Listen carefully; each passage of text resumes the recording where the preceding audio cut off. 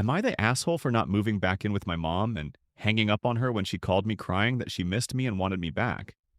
My dad died when 17, was 11. My mom dated for a while, but nothing serious until she met Dan. Dan's a single dad with two kids, 4 and 6, and after dating for almost 2 years, they moved in together 3 months ago. I was cool with it until two incidents happened in a week. First one was coming home to the kids in my room, and my room was trashed. I'd made my bed before school and they'd pulled it apart. My clothes were all over the floor. The 4-year-old has pissed himself, and the evidence was left visible on my piles of clothes.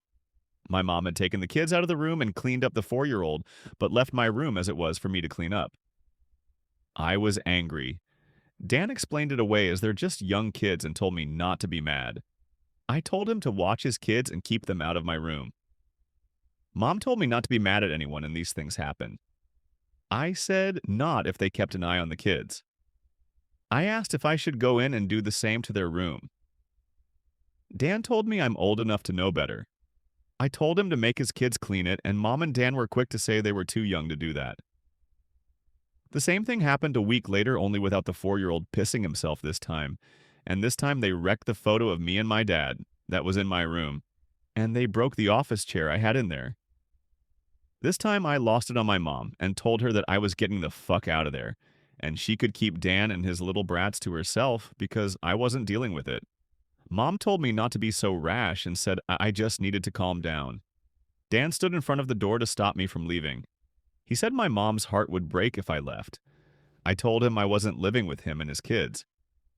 I went to stay with my grandparents, and my mom expected me to stay at most a week or two and then come home or whatever.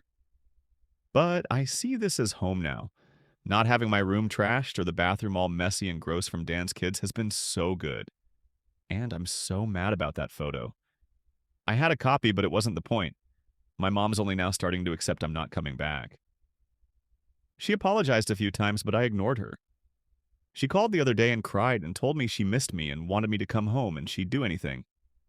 I hung up before she could finish, and it didn't convince me to move back in, which sent Dan off on a rant at me over voicemail about how selfish I'm being and how I'm hurting my mom. Am I the asshole?